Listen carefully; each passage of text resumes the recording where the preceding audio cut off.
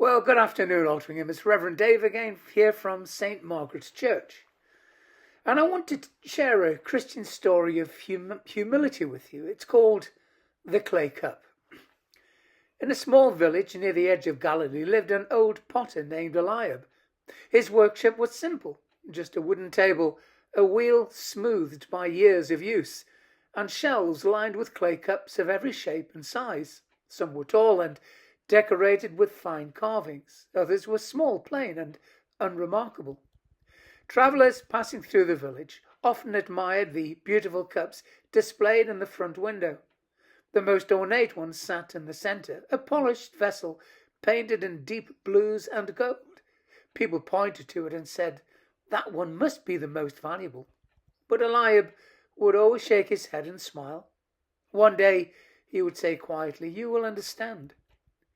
Every morning Eliab filled one of the cups with water and carried it with him as he worked. He never chose the decorated cup. Instead, he always picked the smallest, plainest clay cup, one with no paint, no design, and no beauty by the world's standards. A young apprentice named Micah once asked him, "Master, why do you never use the finest cup?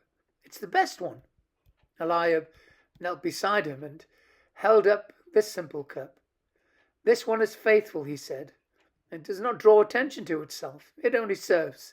And because it serves, it is used every day." One afternoon, a rich merchant visited the workshop and demanded to buy the beautiful cup in the window.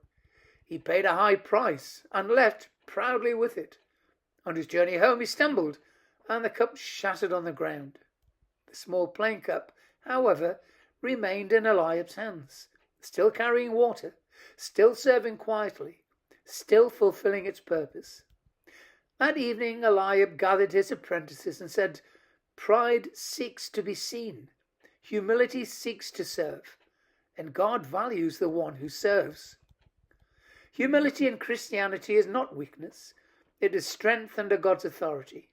Jesus, the Son of God, washed his disciples' feet, healed the forgotten, ate with sinners, and gave his life on the cross. The greatest example of humility is Christ himself. The story of the clay cup teaches that humility is not about thinking less of yourself, but about thinking of yourself less.